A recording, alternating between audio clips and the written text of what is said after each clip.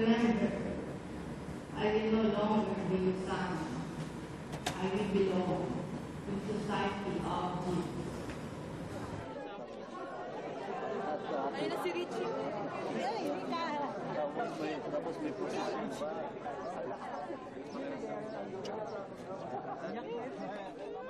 Ang marinig po sa akin, ang aking ina, si Bising, tatay ko po.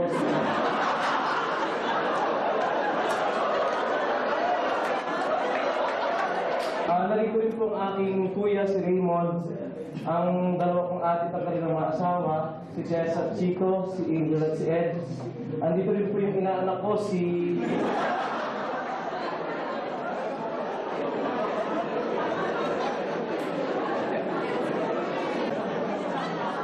Salamat po.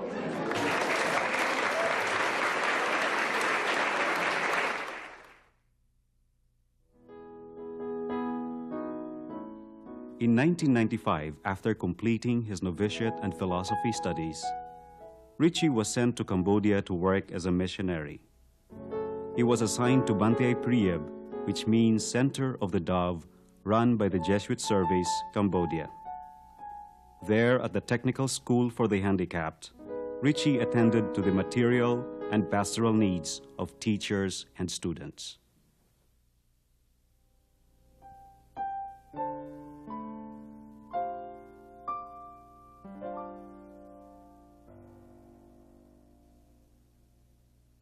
Totet, this is a short note. Well, it's strange. Last time I wrote about the experience of journeying beyond where the Lord leads me. Now it's getting more serious. I am slowly starting to feel more involved and affected, not only by the work, but especially by the life of the people, especially our disabled students. I never saw myself so affected. I don't know how, but in whatever way I can, I help them. And I suddenly find myself feeling great love for them. If only I could follow Christ's ways. If only I could help all of them as God would. So pray for me. I thank God for these students, how they have been bringing out the best in me. I hope I could offer my life to them to the fullest.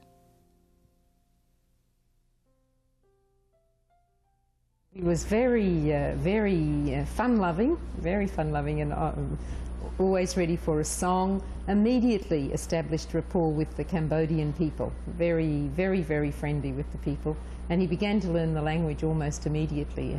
But he was very much known and loved as Richie. Everybody called him Richie, all around the houses in Phnom Penh, and then later on out among the people in the school.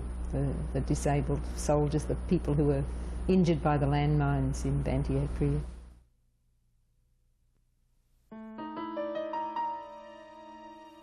Last week, I had a nightmare. Some unidentified Khmer soldiers were chasing and shooting me. I couldn't run faster. I couldn't breathe. I was trying to shout as loud as I could. The soldiers were finally able to catch me. They were about to shoot my head. I continued to shout, then suddenly, I felt the paws of a canine creature scratching my head. It was our dog, Happy, saving me from the nightmare. I woke up, patted Happy. Happy slept just beside me the whole night. A true bodyguard, as all the people in Banteay Preab would say. Tried to tell you a little bit about the saddest day at Banteay Preab so far, I think.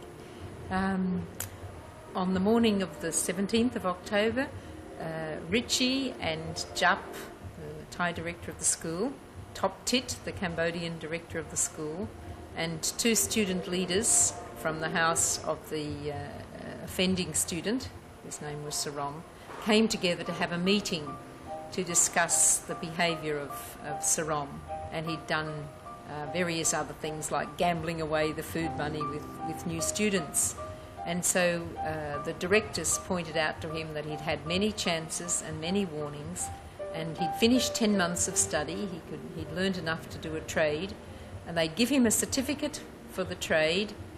He could come back on graduation day, but he could not stay in the school any longer. And he seemed to accept. So the meeting ended, and he got up from the meeting, and then all of a sudden Jup heard people shouting, "No, no!"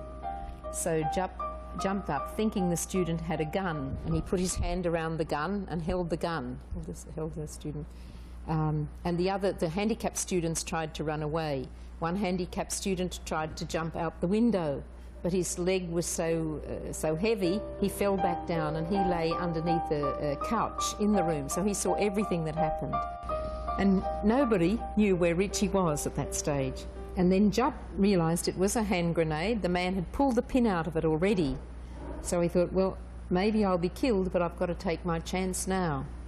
So without seeing Richie or anybody else in the room, he really thought the room was empty. Jup ran down the corridor, and he ran into one of the classrooms.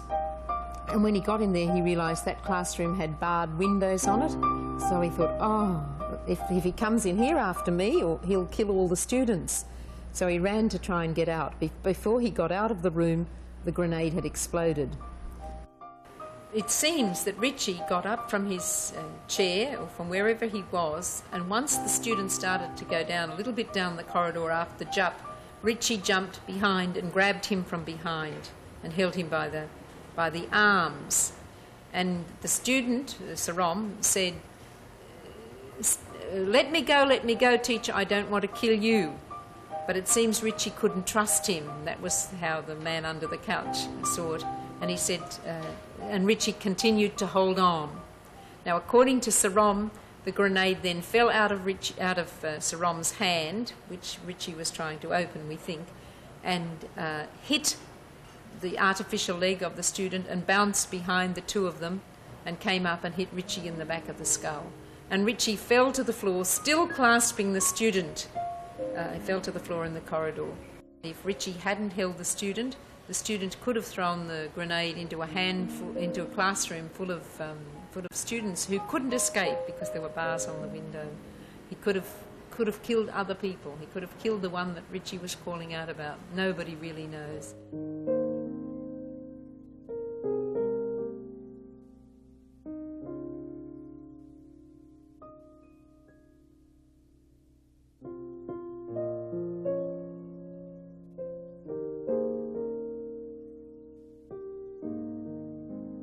We thought Richie was still alive, and so people rushed him to the hospital, and I went immediately when I got the phone call to the hospital, and then I had to go in to see the dead body and to hear the doctor say that he's dead and to confirm that it was Richie. The whole place, the disabled students, especially some of the ones closest to Richie, were just crying, and they all came quickly into Phnom Penh. All night the students kept vigil and different people watching. I can only say the first reaction was just complete disbelief. I couldn't, even though I spent all my time running around trying to do all the practical things to be able to get the body to come back to the Philippines very quickly so we could give this gift back to the mother and father. You know, the whole time you run and see some official and try to be either cross or sweet with them, whichever demanded, and then you'd be running away from the place crying as you tried to get yourself organised for the next person. I think when we were wandering around the airport as Richie's body was being taken to the aeroplane in Father Vincent's white car that's taken us all everywhere for 10 years, you know, that was a very, very sad moment for me.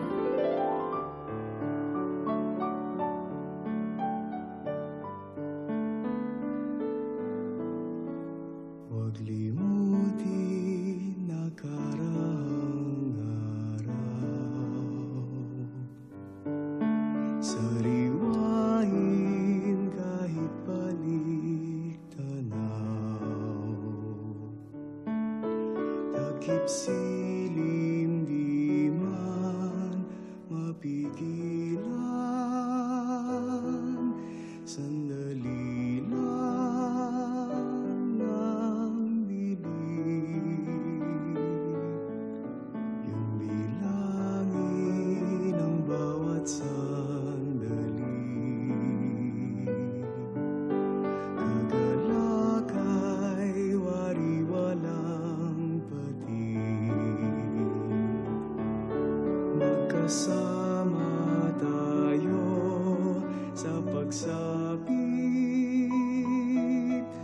sang langit sa daigdig,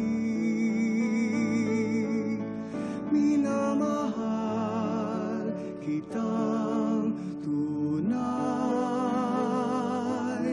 ang tinig ko sa'yo'y bubuhay,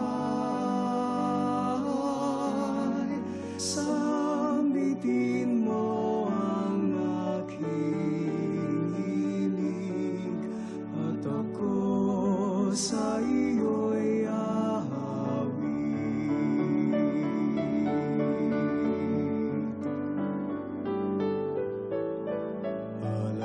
alaala ng pagkakaibigan,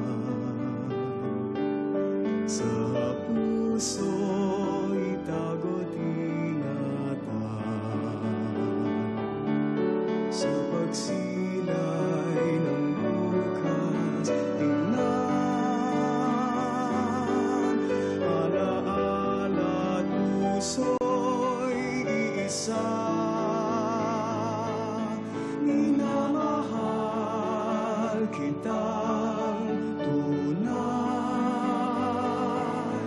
ang tinig ko sa'yo'y bubuhay, sambitin mo ang aking himig, at ako sa iyo'y His name was Sarom. Kike and I went to the jail and we asked permission to see the student, which they immediately brought the student out to see us. And he was totally remorseful and totally repentant. He looked dreadful, just completely no life or spirit or hope in him. And we said, you know, after talking with him, do you want to say anything? And so first of all, he dictated a letter to the friends at the school saying, to the students, he was very sorry for having done this, because really Richie was their friend of them all. And then he wrote a letter, dictated a letter to me, to the parents. And in this letter he said that he didn't mean to kill Prue Richie, but he could not find the words to say anything about it. He didn't know what to say. At one stage he said, and I think this isn't in the letter, but he did say, Richie was my friend, he ate rice with me, which is very moving. And then he said he couldn't find words to say he did very wrong against their child, their Goan Richie, he called him.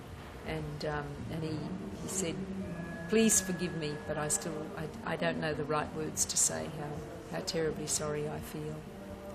And then I gave this letter 2 nights ago to Mr. and Mrs. Fernando, especially to the father, and it was amazing. He took the letter and he said, I don't blame the boy, you know, I got into trouble at school myself sometime, or I understand when people get into trouble at school, they go a bit crazy in their thinking and they do things that they don't really mean at the time. Right from the beginning, I think the Fernando family have shown great courage and faith and understanding of a boy who was lost his leg when he was about 17 or 18, went to be a soldier at 16 and lost his parents during the genocide of Pol Pot. Extremely poor, illiterate, and nobody who really cares for him. In one way, Richie was probably one of the first people in his life who had cared for him. I felt great pity for him too. I think, in a way, right from the beginning, I understood about the students that this kind of society of which they've come out of it's been so deprived of things that are of the spirit, that are of what really makes a person a human being, and to use small arms and landmines to solve any problem is so common. It's really the tragedy of war among civilian peoples. I am confident that God never forgets His people, our disabled brothers and sisters. And I am glad that God has been using me to make sure that our brothers and sisters know this fact. I am convinced that this is my vocation and mission. Some of the Cambodians on the team, Sokeng and Sister Art, and then John Marie and I got together and planned a ceremony. And the plan was to take, as the body of Richie was being laid in the grave in the Philippines, we would take the precious blood of Richie and carry it to the place of memorial. So we began at the back end of the school. We walked through the dark school, right through all the anvils and the pieces of machinery with lighted candles, up to the place on the floor where he had died. And you can see clearly the mark of the grenade. And there, on a little, like a little altar really, we'd put a beautiful hand weaving that came from the refugee camps, and a crucifix that Jupp had brought back from Rwanda, from the peace centre in Rwanda where Jesuits and others were killed in the Rwandan massacre. So we came to that place and had a little ceremony, and then Father John Marie took up the precious blood in a typical Cambodian urn. And then we went around the buildings. In traditional Cambodian style, you walk around the buildings 3 times, blessing them. So people came carrying flowers and incense, and we walked around. There were the people hobbling on their crutches, and you could hear the noise of clomp, clomp, clomp through the school as we went, the wheelchairs coming, and then many other people, the village people and the children came. And then we walked all the way round to the monument, this little hill where the Bayon was. It's beautiful. It's a very strong symbol in Cambodia, as it is in other parts of India and Asia. And it says mercy, one face. The second face says loving kindness. The third face says it's like neutrality or impartiality or universality. And then the fourth one says the opposite to jealousy, rejoicing when somebody else has something good. Andre read the Gospel, the Beatitudes. And on the journey we'd been singing, no greater love hath he than he who laid down his life for his friends.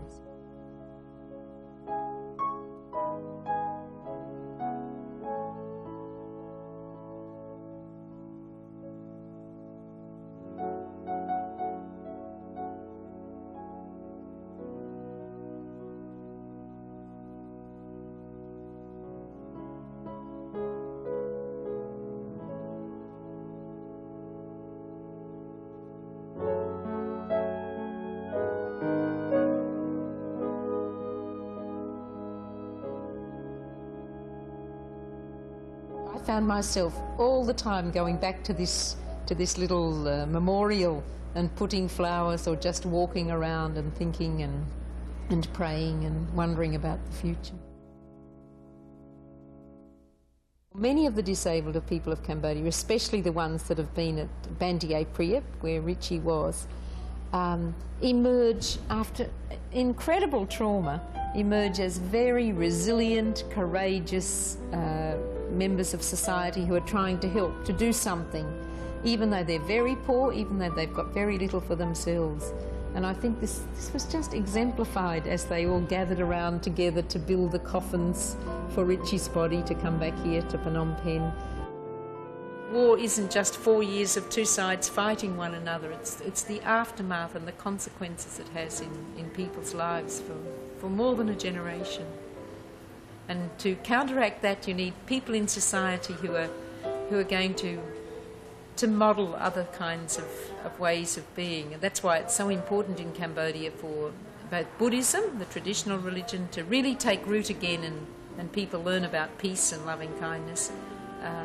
But also that the people who come as Christians don't come as aggressive proselytizers, as some of the fundamentalist religions do, but come as people of love, trying to share the love of Jesus, the compassion of Jesus in that society. And that, I think, is the only thing that's going to end up changing people's hearts.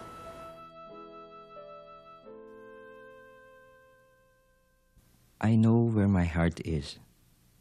It is with Jesus Christ. Jesus who gave his all for the poor, the sick, the orphan. I feel as if I'm beginning to understand more when I say, I want to be like Christ. I will follow Jesus I'm Jesus' friend and companion. I am a Jesuit. I know where my heart is. In one family day at the Sacred Heart Novitiate, Richie told me, "Mommy, don't worry about me. The Jesuits will take care of me. When I die, the Jesuits, I will be buried in the Jesuit graveyard." He then took us around the complex and showed us the graveyard. Richie was right. We are witness to all this.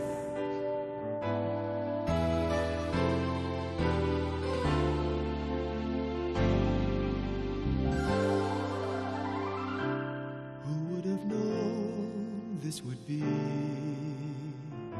a history so torn with wars? The sky seems grayer in our hearts. It's grayer in our hearts. I could have sworn it would end in misery, but the world is turning still, and we're also learning somewhere hidden out there, something's greater than our hearts. The storms of life may shake on round, a greater peace still dwells in our hearts. The dreams we build may fall apart. A deeper hope still runs in our hearts. Fear no harm, we are moved by a far greater love, a far greater love.